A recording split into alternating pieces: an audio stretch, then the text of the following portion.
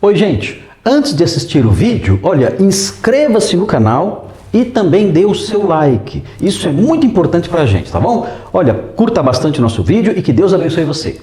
Irmãos, vamos continuar estudando o nosso Cântico do Servo, lá de Isaías 53. Nós já sabemos, na verdade, que este cântico começa no capítulo 52.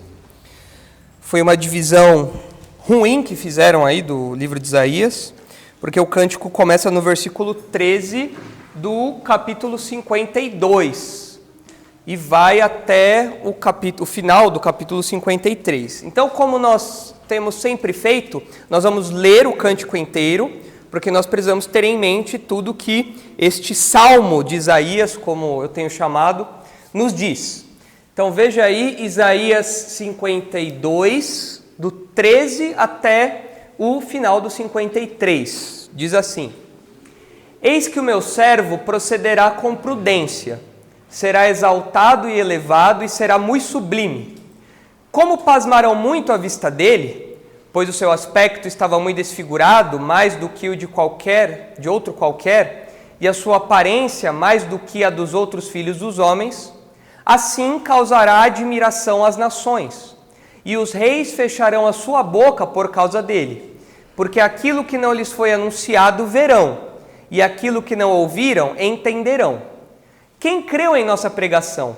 E a quem foi revelado o braço do Senhor? Porque foi subindo como renovo perante ele e como raiz de uma terra seca. Não tinha aparência nem formosura. Olhámo-lo, mas nenhuma beleza havia que nos agradasse. Era desprezado e o mais rejeitado entre os homens, homem de dores e que sabe o que é padecer. E como um de quem os homens escondem o rosto, era desprezado e dele não fizemos caso. Certamente ele tomou sobre si as nossas enfermidades e as nossas dores levou sobre si. E nós o reputávamos por aflito, ferido de Deus e oprimido. Mas ele foi traspassado pelas nossas transgressões e moído pelas nossas iniquidades. O castigo que nos traz a paz estava sobre ele, e pelas suas pisaduras fomos sarados. Todos nós andávamos desgarrados como ovelhas. Cada um se desviava pelo caminho, mas o Senhor fez cair sobre ele a iniquidade de nós todos. Ele foi oprimido e humilhado, mas não abriu a boca. Como cordeiro foi levado ao matadouro, e como ovelha muda perante os seus tosqueadores, ele não abriu a boca. Por juízo o opressor foi arrebatado, e de sua linhagem quem dela cogitou? Porquanto foi cortado da terra dos viventes. Por causa da transgressão do meu povo, foi ele ferido. Designaram-lhe a sepultura com os perversos, mas com o rico esteve na sua morte, posto que nunca fez injustiça, nem dolo algum se achou em sua boca. Todavia, ao Senhor agradou moê-lo, fazendo-o enfermar. Quando der ele a sua alma como oferta pelo pecado, verá sua posteridade e prolongará os seus dias, e a vontade do Senhor prosperará nas suas mãos. Ele verá o fruto do penoso trabalho de sua alma e ficará satisfeito. O meu servo, o justo, com o seu conhecimento, justificará muitos, porque as iniquidades deles levará sobre si. Por isso, eu lhe darei muitos como a sua parte, e com os poderosos repartirá ele o despojo, porquanto derramou a sua alma na morte. Foi contado com os transgressores, contudo, levou sobre si o pecado de muitos, e pelos transgressores intercedeu. Então este é o cântico do servo mais famoso. Nós vimos que existem 4 cânticos, alguns dizem que existem 5, mas a tradição diz que são 4 cânticos do servo de Isaías aqui, esse personagem que é apresentado. E nós já vimos que esse título do servo que é aplicado aqui, ao longo do livro de Isaías, ele é aplicado algumas vezes a Israel, ao povo de Israel, como servo de Deus. É aplicado também a Ciro, também como alguém que obedeceria ali aos planos de Deus, seguiria os planos de Deus, então um servo de Deus. Mas quando nós acompanhamos a evolução desses cânticos, desses 4 cânticos, nós percebemos que especialmente aqui, mas os outros também, mas especialmente aqui, nós percebemos um aspecto muito pessoal e vicário do trabalho desse servo aqui. Ou seja, o servo vai fazer algo em benefício de outras pessoas. Israel não poderia fazer isso. Israel não poderia levar a culpa do pecado de outras nações sobre si. Não existe isso. Então aqui é o indivíduo que faz essa ação. É um indivíduo que é o servo de Deus aqui. E o objetivo dele é a realização dos planos redentivos e definitivos de Israel. Israel vai ser redimido, Israel vai ser perdoado do seu pecado, Israel vai ser liberto do mal, Israel vai ser estabelecido de maneira definitiva, todas as profecias de Isaías vão se cumprir e os instrumentos, ou o instrumento que Deus vai usar para realizar isso, no cântico, nós sabemos, é este servo aqui, que o Novo Testamento dá o nome de Jesus. Então o Novo Testamento usa esse cântico várias e várias vezes, e todas as referências que faz esse cântico associa isso a Jesus, associa esse servo a Jesus. Então nós sabemos que aqui, sem sombra de dúvidas, este servo é Jesus. E esse trecho que nós estamos estudando de Isaías, né, que esse cântico, eu já comentei com os irmãos que ele é um trecho tão rico, mas tão rico, que ao longo da história da igreja, ele já recebeu vários títulos. Então, por exemplo, Policarpo chamava esse cântico do servo sofredor aqui de a paixão de ouro do Antigo Testamento. Paixão como sofrimento, não algo romântico. Paixão como sofrimento. Então, a paixão de ouro do Antigo Testamento.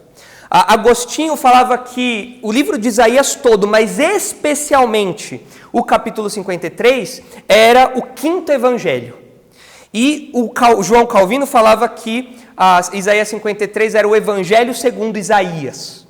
Porque você olha para isso, nós, como crentes hoje, nós olhamos para isso e não tem como a gente olhar para isso e não perceber Jesus, não perceber a obra de Jesus, não perceber a paixão de Cristo ali no caminho para a sua crucificação, o resultado disso não tem como.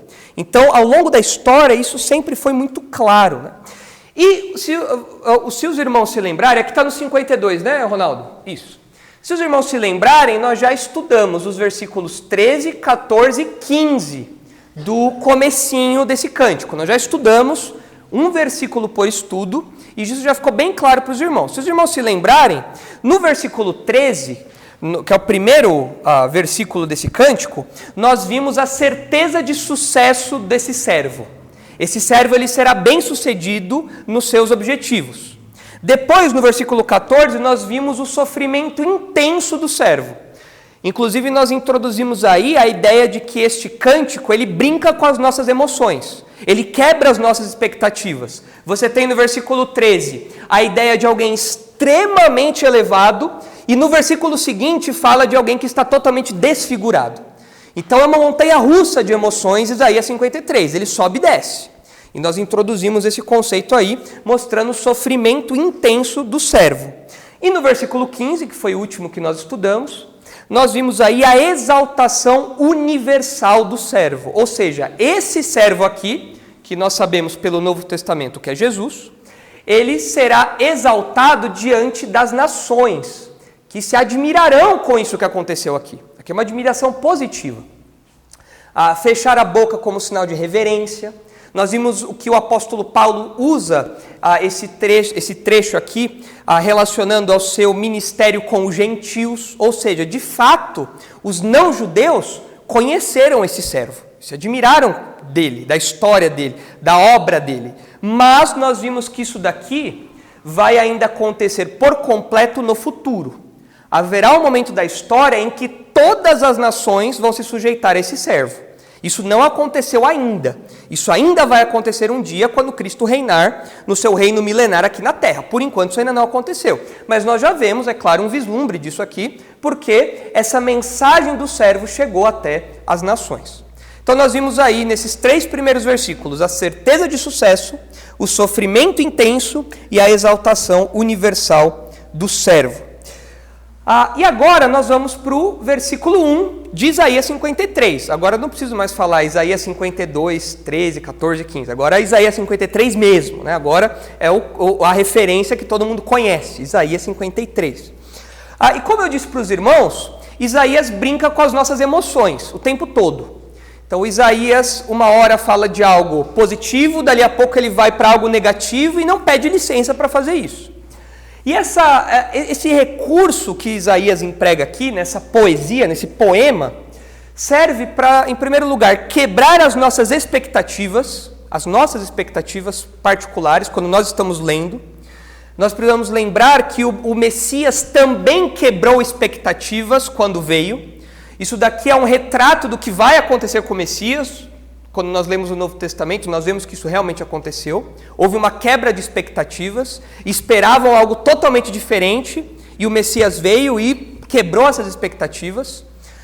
E também essas mudanças nos ajudam a acentuar a força das imagens. Lembrem-se do que eu ilustrei para vocês algumas semanas atrás, quando nós estudamos os versículos anteriores, que quando você tem uma coisa muito preta e uma coisa muito branca, se você coloca uma do lado da outra, você vê aquilo de modo muito mais intenso, você vê um contraste de modo muito mais marcante. Se você vê uma coisa bem gradual, um cinza, você quase não percebe. Agora, Isaías, ele coloca preto, branco, preto, branco, preto, branco, porque ele quer tornar as coisas vívidas para nós. O sofrimento não é um sofrimento pouquinho, é muito intenso. A exaltação não é uma exaltação pouquinha, é uma exaltação muito grande. Então, Isaías trabalha com superlativos nessa estrutura literária, nesse recurso que ele usa, de contrastes. E aqui agora, quando nós chegamos no versículo 1 do capítulo 53, nós temos um contraste também. Nós percebemos um contraste em relação ao último versículo do capítulo 52. O Ronaldo vai deixar aqui aberto no capítulo 53. Os irmãos, olhem aí no capítulo 52, o versículo 15, para a gente perceber a conexão entre um e outro, entre um versículo e outro, mas para a gente perceber esse contraste também. Olha só. Em primeiro lugar, a gente percebe um contraste de pessoas. O versículo 15 fala de quem aí? Sobre quem o versículo 15 está falando? Está falando sobre o servo, eu sei. Mas qual que é o outro agente que aparece aí no versículo 15? Quem é que aparece aí? As nações. As nações nós sabemos que são os gentios, certo? E os gentios, eles tiveram uma resposta positiva ou negativa ao servo, ao sofrimento, à exaltação do servo? Versículo 15 fala o quê? Foi positiva ou negativa? Olha aí, foi positiva ou negativa? Eles se admiraram, não é? Então é positiva. Então os gentios tiveram uma reação positiva, certo? Agora, no versículo 1 do capítulo 53, existe uma mudança sutil, mas que a gente consegue perceber que ela existe. Quando aparece esse nossa aqui, quem creu em nossa pregação, Isaías não mais está falando dos gentios. Lembre-se que antes ele está falando deles. As nações se admirarão, eles, é a terceira pessoa do plural, eles. Agora mudou para a primeira pessoa do plural, nós. Geralmente nas profecias, quando isso acontece, nas profecias do Antigo Testamento, quando há essa referência a nós, é como se o profeta se colocasse no meio do povo. Então é uma referência aos judeus aqui, então já mudou. Não é mais dos gentios que está se referindo o texto, é aos judeus. E se os irmãos olharem a sequência do texto, os irmãos verão que as atitudes que são tomadas por esse nós aqui, por esse povo que nós estamos falando que é os judeus, as atitudes que são tomadas aqui são atitudes que correspondem ao que Jesus experimentou na mão dos judeus. Ou seja, de fato, nós estamos falando de judeus aqui, não mais de gentios. Então, olha só. No versículo anterior que nós estudamos, os gentios tiveram uma reação positiva. Aqui agora, no versículo 1, Isaías está falando dos judeus. E os judeus tiveram uma reação negativa. A reação negativa vai ficar mais clara conforme a gente for caminhando ao longo do cântico. Mas nós já podemos perceber aí, logo de cara, logo no versículo 1, que existe um contraste de atitude. Porque essas duas perguntas que aparecem aqui, no versículo 1, são perguntas quase que retóricas, ou são perguntas retóricas. O que é uma pergunta retórica? É uma pergunta que já vem com uma resposta embutida, né? Você já sabe a resposta intuitivamente. É uma pergunta que se presta apenas a ser um recurso retórico, é uma pergunta retórica. Então, aqui existe uma resposta embutida ali. Quem creu em nossa pregação? Resposta? Ninguém. A quem foi revelado o braço do Senhor? Resposta? Ninguém. Ninguém, ou poucos, ou um número insignificante. A ideia lembra dos superlativos de Isaías aqui. A ideia é que, nesses contrastes, aquilo que é muito se admirarão, aqui então são poucos. É uma pergunta retórica. Quem creu na nossa pregação? Poucos, quase ninguém. 10 gato pingado. A quem foi revelado o braço do Senhor? Ninguém também. Isso fica mais claro, evidentemente, conforme o texto vai caminhando. Mas o uso que o Novo Testamento faz desse versículo deixa isso claro para nós. João e Paulo usam esse texto para falar da incredulidade dos judeus. Então a gente sabe que a gente está no caminho certo. Realmente é uma pergunta retórica aqui, que tem uma resposta embutida ali, uma resposta negativa. E o versículo 1 tem um tom de lamento. Vem carregado como uma espécie de juízo pelo povo que é incrédulo, pelo povo que não creu. É um lamento pela incredulidade deles, é algo carregado de tristeza pela incredulidade daquele povo. Porque eles não perceberam a ação de Deus na humilhação e exaltação do servo. Agora nós precisamos ter os versículos anteriores resumidos nessa expressãozinha, tá bom? A humilhação e a exaltação do servo. Então, o servo foi humilhado e o servo foi exaltado. Nós vimos isso nos versículos anteriores. Agora, os judeus não crerão nisso, na humilhação e na exaltação do servo. Eles não crerão nisso. Como eu disse para vocês, os judeus nos evangelhos rejeitaram Jesus abertamente. Qual foi o ponto mais alto? Qual foi o ponto máximo da rejeição dos judeus a Jesus? A crucificação. Eles rejeitaram, falando, nós não queremos. É claro que Deus usou essa rejeição para cumprir os seus planos. Lembre-se, o servo será bem sucedido. Isso daí não foge do controle de Deus. A rejeição está dentro. Mas o ponto é que a rejeição aconteceu. E a expressão máxima disso foi a crucificação. Por outro lado, os judeus rejeitaram, mas e os gentios? Os gentios? Começaram a crer. Nós temos estudado com o pastor Marcos no livro de Atos a evolução disso para os gentios. Os gentios tiveram uma resposta positiva a isso. Alguns judeus se converteram ouvindo o evangelho, mas a maioria se endureceu. A maioria teve seu coração endurecido, rejeitou. Os gentios, por outro lado, eles têm uma resposta positiva à pregação do evangelho. Então nós começamos a ver essa realidade aqui. E é uma realidade muito, muito fácil de perceber no Novo Testamento. Foi exatamente assim que aconteceu. Os judeus rejeitaram, os gentios creram. Então os 3 primeiros versículos mostram o assunto principal que a gente já estudou.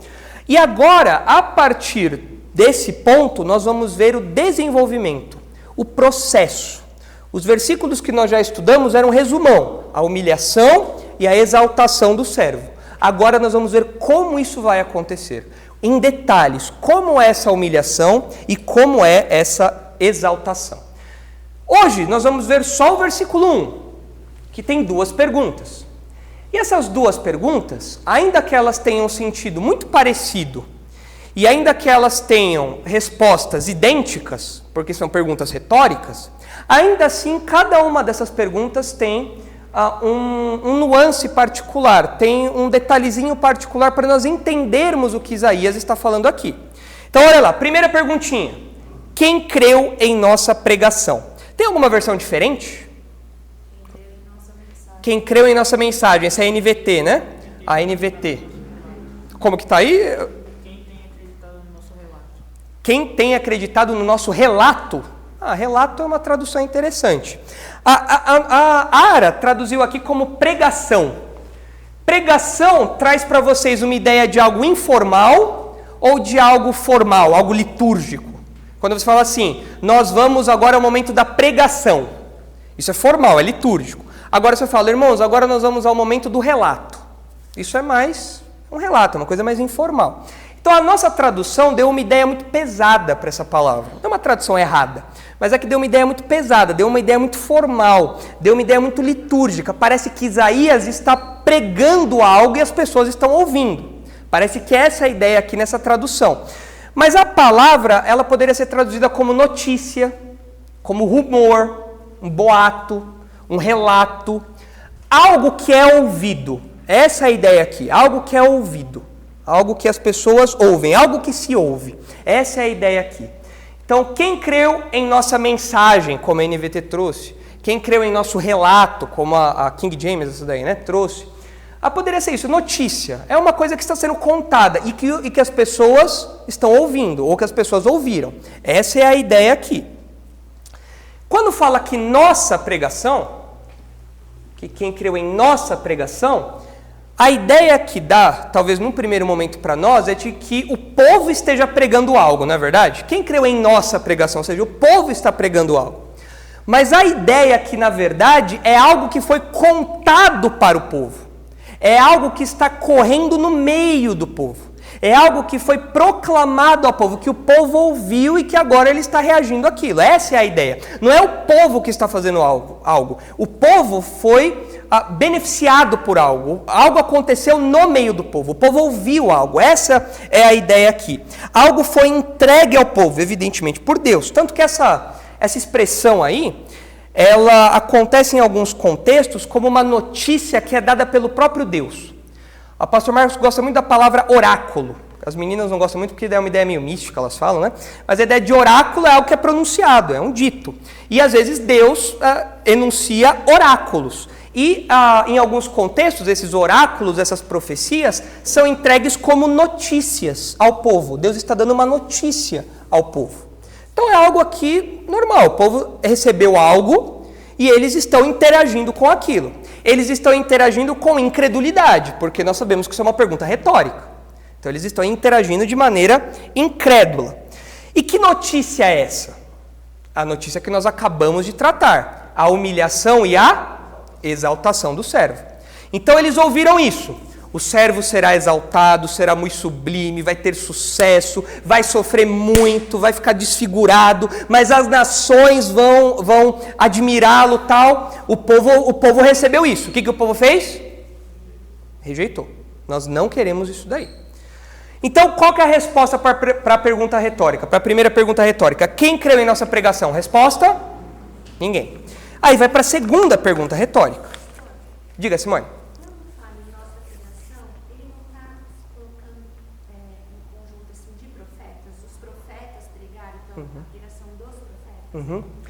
Parece que não. Poderia ser até o grupo dos profetas pregando algo, mas parece pelo resto do texto, quando a gente vê essas expressõezinhas, nossa, nós, parece que aqui se refere ao povo. Porque mais para frente, desce por favor, Ronaldo, cadê aqui? Aqui, 5. Mas ele foi traspassado pelas nossas transgressões, moído pelas nossas iniquidades, o castigo que nos traz a paz, todos nós andávamos desgarrados. Parece que essa referência é ao povo, é quando o profeta se coloca no meio do povo. Então a referência é ao povo como geral. Algo está correndo no meio do povo, essa notícia foi entregue ao povo. As nossas traduções não deixaram isso tão claro, porque dá a ideia de que os profetas estão falando algo, mas a ideia é outra, é algo que foi entregue ao povo. Essa é a ideia. O povo diz? O povo diz. Quem poderia acreditar? Aí ele traduziu de um outro jeito que algumas pessoas defendem.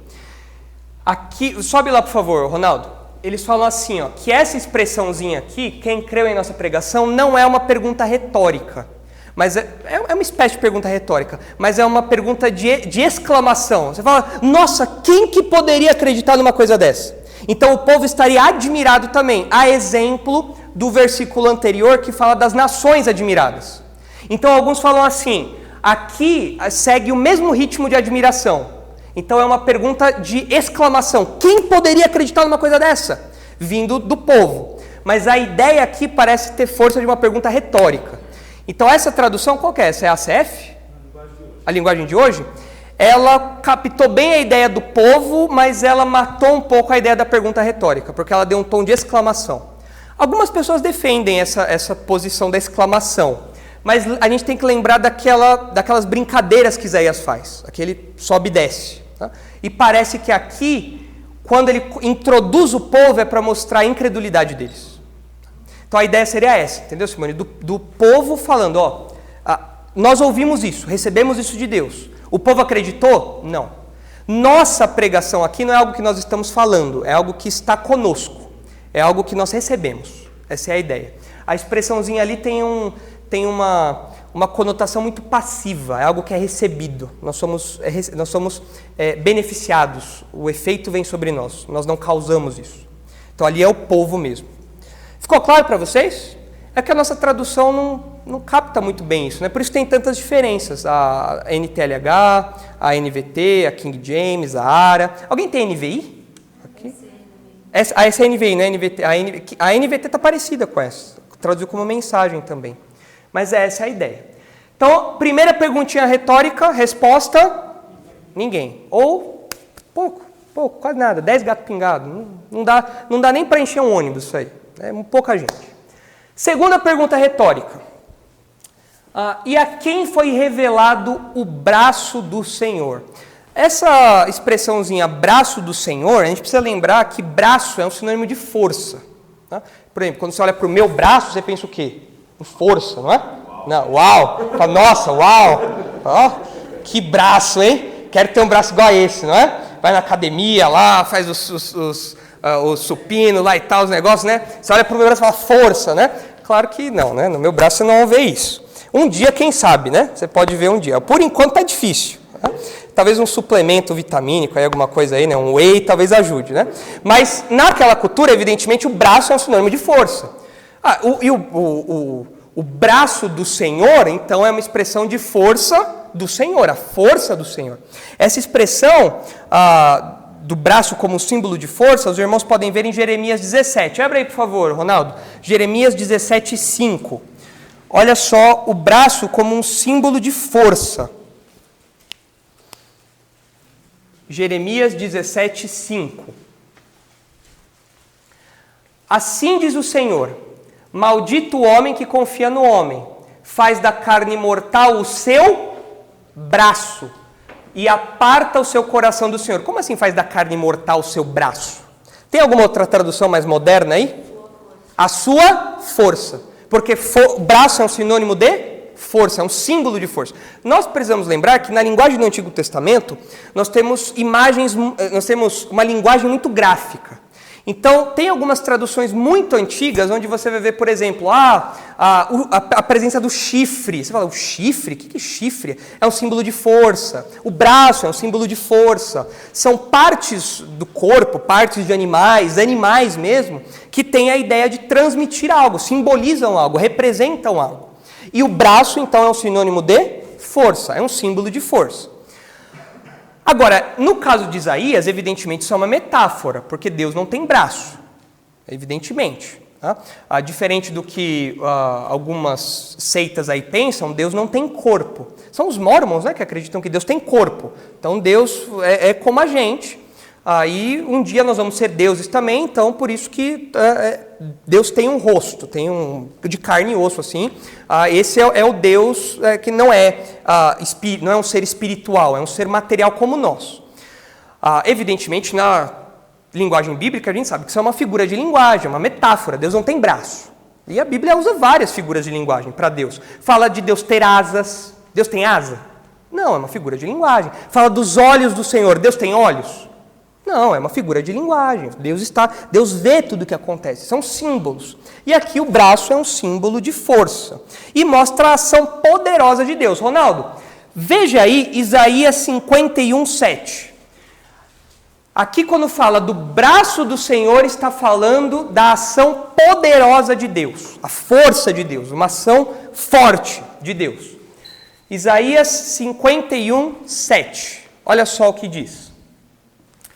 Ouvi-me, vós que conheceis a justiça, vós, povo em cujo coração está a minha lei, não temais o opróbrio dos homens, nem vos turbeis por causa das suas injúrias, porque a traça os roerá como a um vestido, e o bicho os comerá como a lã, mas a minha justiça durará para sempre, e a minha salvação para todas as gerações. Desperta, desperta, arma-te de força, braço do Senhor. Desperta como nos dias passados, como nas gerações antigas. Não és tu aquele que abateu o Egito e feriu o monstro marinho? Até o 9 só. Depois ele continua falando dos milagres do Êxodo lá. Aqui, vejam, a referência é ao braço do Senhor. E o que o braço do Senhor fez aqui? O que ele fez ali? Abateu o Egito, feriu o monstro marinho, e o texto depois continua falando dos milagres que Deus fez. Então, a ideia de uma ação poderosa de Deus. Outro texto, o Isaías 52, 8. O mesmo contexto literário, aqui mostra para nós isso. Diga, Brenner. No texto que a gente acabou de ler, esse que tem um nome, no meu está despedaçou Raabe. Raabe, é porque Raabe e monstro marinho é a mesma palavra lá. Então, as duas palavrinhas, elas são iguais, e é o contexto que vai definir se é o monstro marinho dito aqui ou o nome Raabe. É a mesma palavrinha que aparece. Em alguns salmos isso acontece também. Aparece lá Raabe e monstro marinho. Você fala, mas é um ou outro, porque é a mesma palavra. Cadê agora? É do 8 ao 9, né? 8 ao 10, olha só. Eis o grito dos teus atalaias, eles erguem a voz, juntamente exultam, porque com seus próprios olhos distintamente veem o retorno do Senhor a Sião. Rompei em júbilo, exultai a uma, ó ruínas de Jerusalém, porque o Senhor consolou seu povo, remiu a Jerusalém. O Senhor desnudou o seu santo braço à vista de todas as nações, e todos os confins da terra verão a salvação do nosso Deus. O que é desnudar o braço? Qual que é a ideia? É a ideia de mostrar. É a ideia de colocar em ação, colocar em movimento. Ó, se fez visível a todos. Né? É igual aquela pessoa que quer, quando você vai às vezes para briga, né? Você vai, Pedro, para briga às vezes? As únicas vezes que eu fui para briga eu perdi. Então eu já não vou mais. Eu não desnudo mais o meu braço, ele fica bem cobertinho assim, né? Mas a ideia é que você coloca a mostra para ir para a batalha. Essa é a ideia. Né? Então aqui você vê Deus desnudando o seu santo braço à vista de todas as nações, ou seja, mostrando o seu poder, a sua força à vista de todos. Então, braço do Senhor aí representa isso. E à luz dos versículos anteriores, que nós estamos estudando, que nós já estudamos no passado, essa expressão mostra que toda a trajetória do servo, incluindo a sua humilhação e a sua exaltação, toda essa trajetória é uma expressão da ação poderosa de Deus em favor do seu povo. Ou seja, o próprio Deus está atuando poderosamente por trás daquele servo para salvar de modo definitivo o seu povo. Agora, notem que aqui tem um quesinho de ironia, porque aqui a expressão braço do Senhor mostra a sua força, não é? Mas o povo olhava para Jesus e pensava que ele era fraco. É o que vai acontecer na sequência. Eles olham para Jesus e falam, não, isso daí não é o braço do Senhor. O braço do Senhor é um braço Schwarzenegger, é um braço assim forte, é um braço, esse é alguém forte, alguém que levanta com o dedinho assim, os halteres, né, uma coisa assim. Não esse braço fraquinho aí, não é isso. Então as pessoas olharam para Jesus e pensaram que aquilo era uma expressão de fraqueza, quando na verdade era uma expressão de força. O braço forte do Senhor, o braço do Senhor, o poder dele. E o texto fala que o braço do Senhor não foi revelado a muitas pessoas. Ele fala, é a quem foi revelado o braço do Senhor. A ideia é que essa força, esse poder, essa ação poderosa, esse livramento, essa salvação, não foi revelada, não foi descortinada para muitos. Não foi descortinada para eles. Eles viram aquilo, mas eles não compreenderam. Eles não perceberam aquilo. Seja por conta própria, cruzando aí os pontos, juntando as pecinhas do quebra-cabeça, sendo por meio da pregação. Olha, esse é o Messias. Não, nós não cremos nisso. Nós não cremos. Isso não foi revelado para eles. A força do Senhor não ficou clara para eles. Não foi descortinada para eles. Eles não creram nisso. Eles não perceberam. Eles não compreenderam isso. E por não compreenderem isso, o que eles fizeram com o servo? Eles rejeitaram. Não, isso daí... Esse daí não é o servo. Não é o Messias. Deixa de lado. Não. Esse daí não é o braço... Esse não é o braço do Senhor. Não é uma expressão do poder de Deus isso. Deixa de lado. Rejeita. Diga, Emerson. Seria revelação, porque é uma história, é um conto futuro, né? Então, o povo não necessariamente estava falando sobre esse assunto. Isaías jogou isso para o futuro. Aqui a gente sabe pelo Novo Testamento que isso daqui é um sinal de incredulidade do povo. Agora, a incredulidade do povo não é apenas algo que acontece no Novo Testamento com Jesus. O povo era incrédulo desde o Antigo Testamento. Então, quando a gente vê aqui o braço do Senhor, a gente pode pensar que muitas vezes o povo rejeitou a ação poderosa de Deus como sendo algo que não tinha... não era uma coisa que eles falavam, não, isso é ação de Deus. E desprezavam. Então, isso daqui é algo que o Novo Testamento aplica a Jesus. Mas já naqueles dias, essa disposição, essa postura era real. O versículo 2 a gente vai ver na próxima ocasião, porque para ver qual que é a conexão aí entre um e outro. Mas, isso daqui o Novo Testamento fala, isso é dos judeus, isso é os judeus em relação a Jesus. O problema é que os judeus sempre foram incrédulos, obstinados, sempre rejeitaram a ação de Deus. É impressionante, o Antigo Testamento inteiro. Então Isaías, por exemplo, critica várias vezes a postura dos israelitas em relação a outros assuntos. Eles eram cegos, eles eram surdos, eles não entendiam aquilo, obstinados. Então essa postura já existe no povo. E vai ficar em máxima evidência quando o servo vier. Quando o servo vier, aí a gente vai perceber que isso daqui se refere ao que vai acontecer ainda. Mas poderia ser uma realidade já naqueles dias, sem problema nenhum.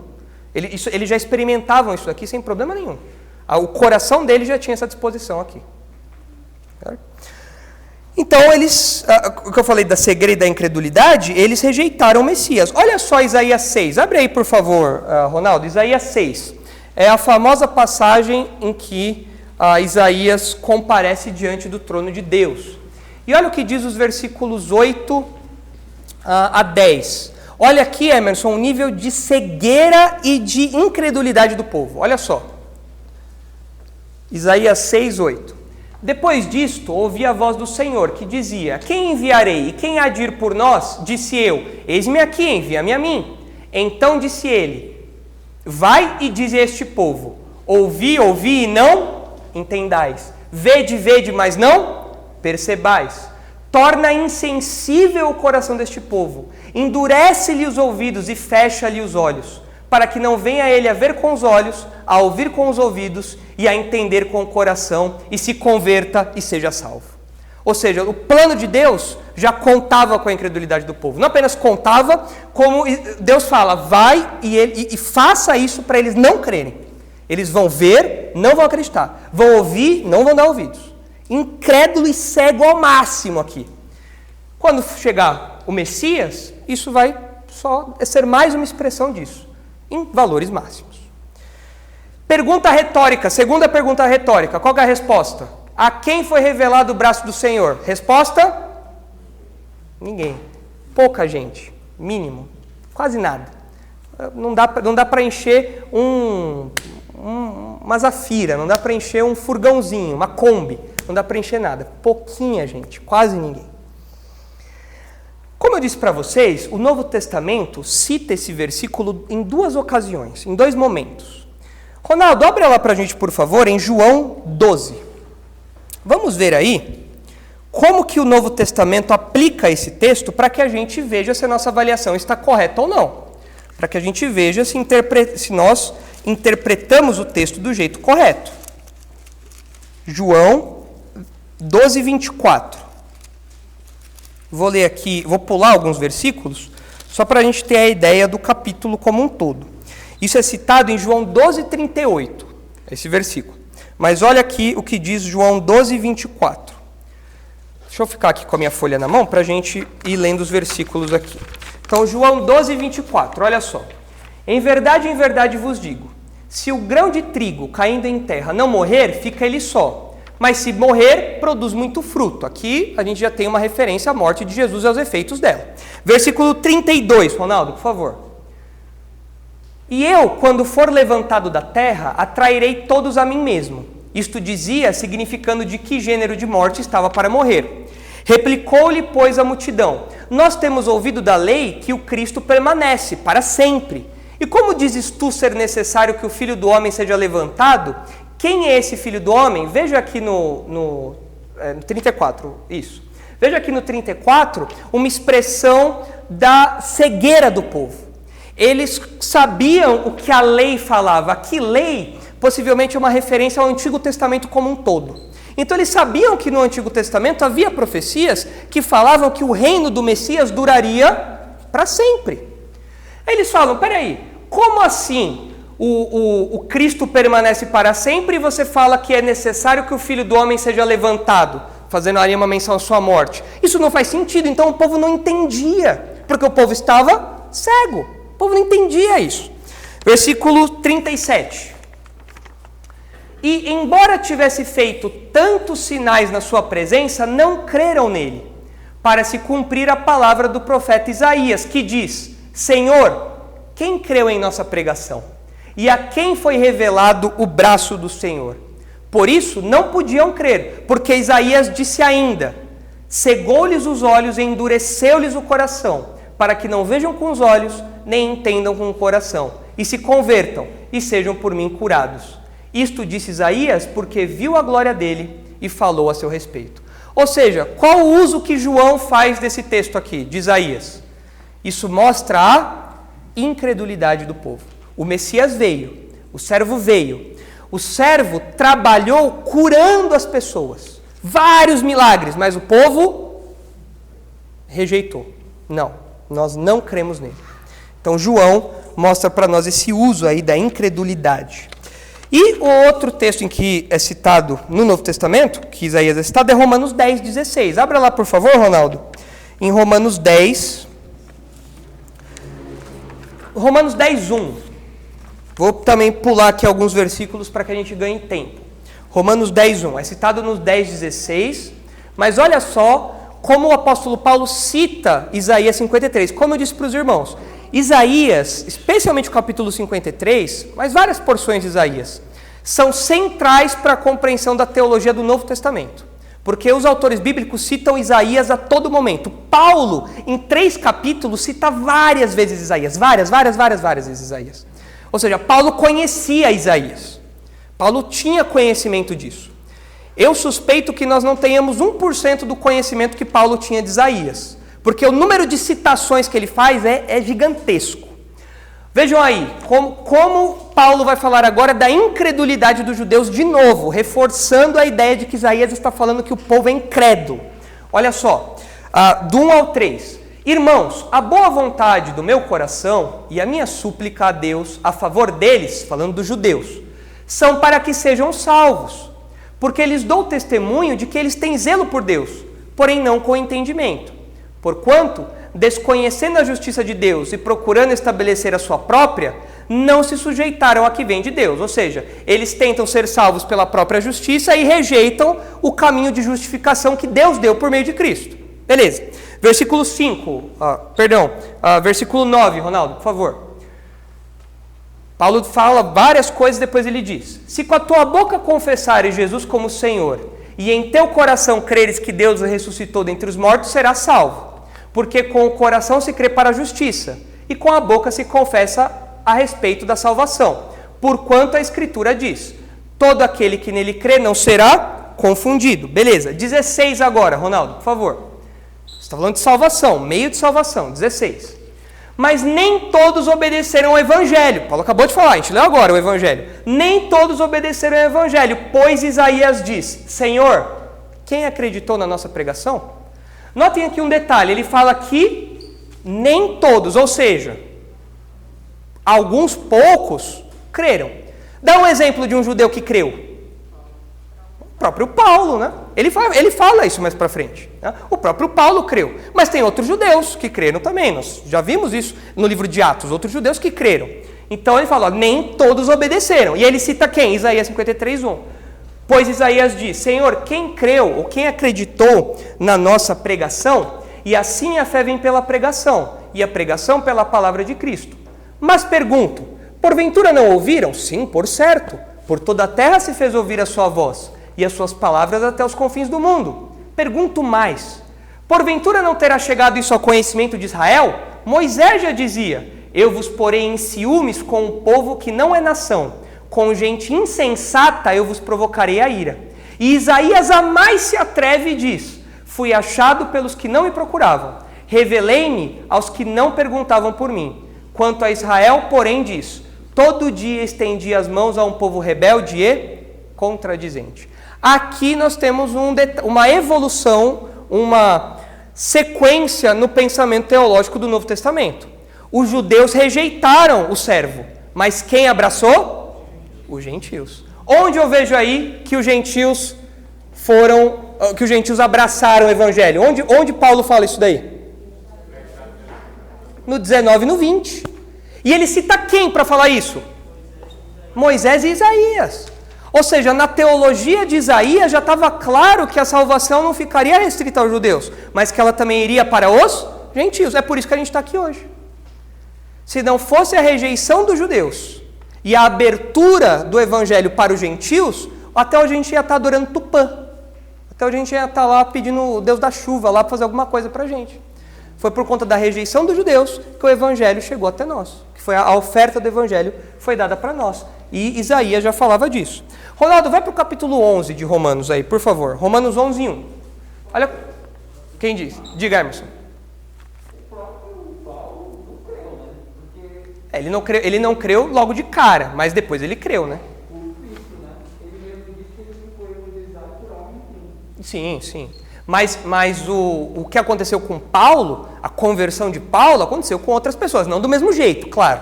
Mas outros judeus se converteram também. A questão aqui é a conversão, é crer no evangelho. Então outros judeus ouviram o evangelho e creram.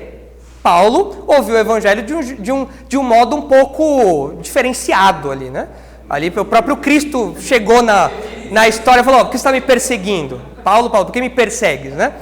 Mas depois os outros crentes, Ananias é colocado no caminho de Paulo para ajudá-lo a colocar as peças do quebra-cabeça no lugar. Mas o fato é que alguns judeus creram, mas a maioria rejeitou. E é por conta dessa rejeição lá nos evangelhos que a mensagem de salvação é dada aos gentios.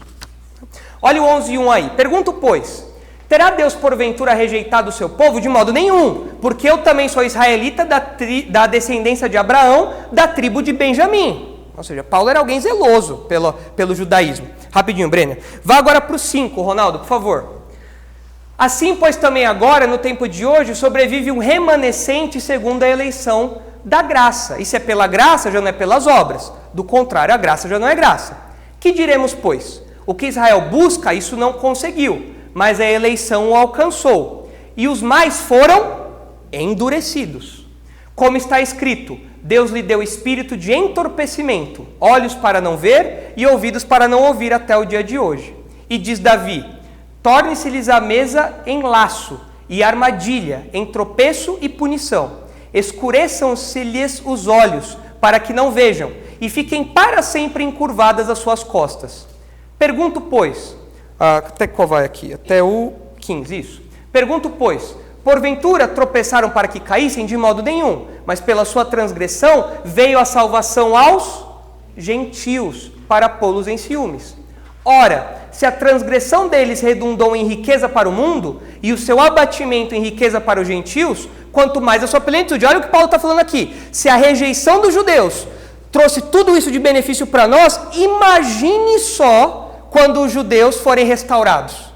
O que isso vai significar de bênçãos para nós, para o mundo. Imagine o impacto disso. Se a rejeição já fez algo maravilhoso, imagine a plenitude deles. É impensável.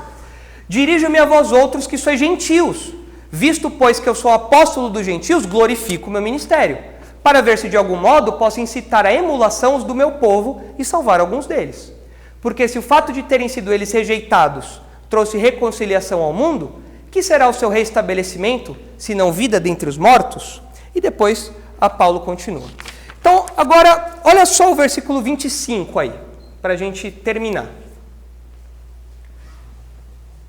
Porque não quero, irmãos, que ignorais este mistério, para que não sejais presumidos em vós mesmos, que veio o endurecimento em parte a Israel, até que haja entrado a plenitude dos gentios.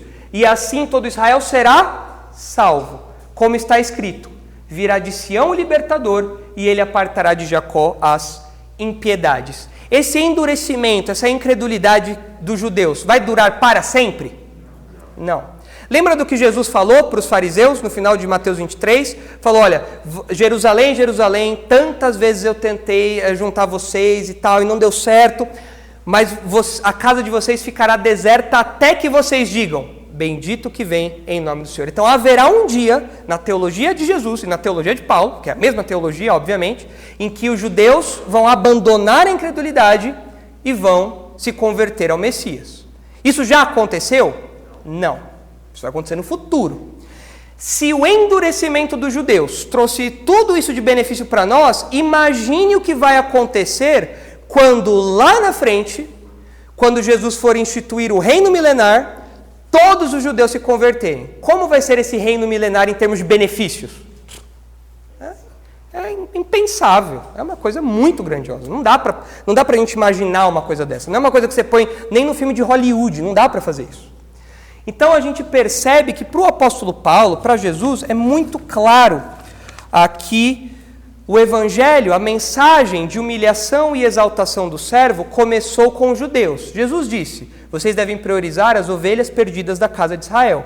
Mas os judeus rejeitaram. Para onde isso foi pregado então? Para os gentios, para nós. Isso chegou até nós hoje. Então a gente tem que agradecer pela rejeição dos judeus. Pode parecer um pouco contraditório isso, né? Senhor, obrigado porque os judeus rejeitaram, mas os planos de Deus envolveram isso.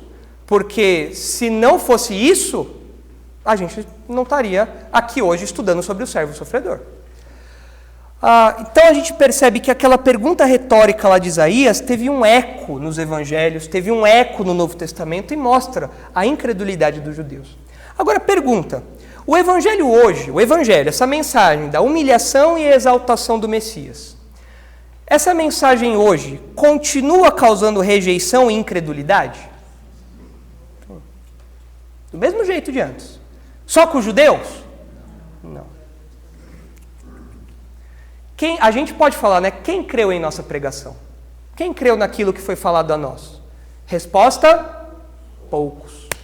Pouca gente. Você fala para o seu parente, você fala para o seu amigo, você fala para as pessoas, olha, o servo veio, ele foi humilhado, mas depois foi exaltado. O que a pessoa faz? Não quero.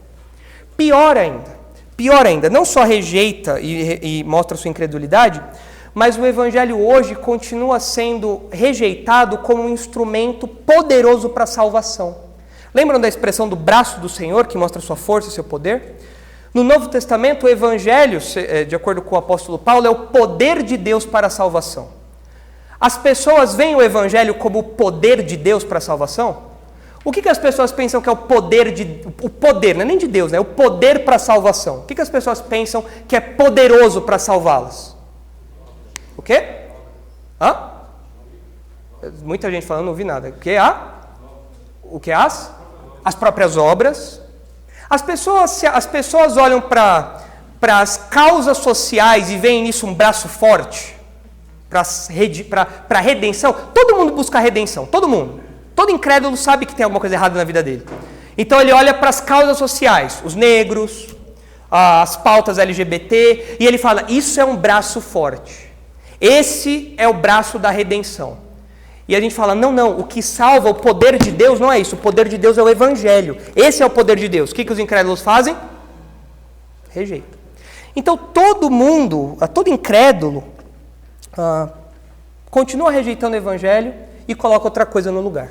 Mas para nós o evangelho é o poder de Deus. A gente pode misturar alguma coisa, a mensagem de humilhação e exaltação do servo? A gente tem que pregar desse jeitinho. O servo foi humilhado e foi exaltado. As igrejas hoje pregam isso? Pregam a humilhação e exaltação do servo? Humilhação. Vai perder cliente, pregar de humilhação? Não existe isso. Tem que pregar de humilhação. Tem que, é o contrário, você é cabeça, não cauda. O que foi? Exatamente. Agora, a humilhação e exaltação do servo? Não pode. Coach. Então, nós não podemos fazer isso. A gente tem que lembrar, o evangelho é o poder de Deus. Se não fosse a humilhação e a exaltação do servo, a gente não estaria aqui hoje.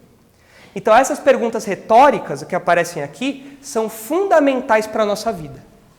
Porque nós estamos naquela minoria, nos 10 gatos pingados, que acreditaram nisso. Mas nós só estamos nessa minoria porque um dia o povo judeu rejeitou isso, e isso foi aberto para nós, os gentios. E agora as pessoas continuam ainda hoje rejeitando o evangelho, rejeitando a mensagem de humilhação e exaltação. A gente vai parar de pregar por causa disso? Não. A gente vai continuar pregando a humilhação e a exaltação do servo, mesmo que o mundo inteiro pregue algo diferente. Certo? Entenderam aí o versículo 1? Nossa, curtinho, mas tomou nosso tempo, né? Foi. 2 perguntinhas que o Novo Testamento cita ali e reforça que a nossa interpretação estava correta. É isso aí. Vamos orar então para terminar? Santo Deus, nós agradecemos pela força, pelo poder que o Senhor demonstrou na salvação. Obrigado, Pai, porque o Senhor nos salvou por meio da obra deste servo, que é Jesus Cristo. Obrigado porque nós vemos na obra de Jesus expressão da sua força, do seu poder, da sua bondade, da sua graça, que vai ao encontro do pecador e arranca-o da perdição, arranca-o da escravidão, arranca-o da morte, Pai. Obrigado porque um dia o Senhor tirou o véu do nosso coração. Obrigado porque um dia o Senhor abriu os nossos olhos para que nós pudéssemos ver essa verdade. Senhor, nós pedimos, Pai, que o dia em que os judeus todos crerão no Messias, crerão no servo, que esse dia chegue logo, Pai, para que nós experimentemos todos os benefícios, todas as maravilhas desse reino prometido. Mas que, por enquanto, nós tenhamos a coragem, a ousadia de continuar pregando a humilhação e a exaltação do servo. Que nós não diluamos essa mensagem com mais nada. E que nós lembremos, Pai, que à luz do mundo, aos olhos do mundo, essa mensagem é uma mensagem fraca, mas na verdade é o poder do Senhor para a salvação. Não é o coach que salva, não é o movimento dos negros que salva, não é a causa LGBT que salva, não é a causa ambiental que salva, isso tudo é o braço fraco do homem. Mas nós cremos que o braço do Senhor é Jesus Cristo, e é por meio dele que nós obtemos salvação. E obrigado porque um dia o Senhor revelou essas verdades a nós. Pedimos que o Senhor agora nos leve em segurança para nossas casas e nos dê um resto de semana tranquilo, debaixo do seu cuidado, debaixo do seu amor, debaixo da sua misericórdia. E é no nome de Cristo, o servo sofredor, que foi humilhado e exaltado, que nós oramos e agradecemos. Amém. Oi pessoal, eu espero que vocês tenham gostado do vídeo e olha, por favor, não esqueçam de dar o seu like, não esqueçam de se inscrever no nosso canal, isso é muito importante para nós, e também não se esqueçam de compartilhar. O nosso objetivo é divulgar a palavra de Deus e queremos que você seja um cooperador aí trabalhando com a gente nesse esforço de fazer a mensagem do Senhor chegar o mais distante possível ao maior número de pessoas, tá bom? Contamos com vocês. Tchau, tchau.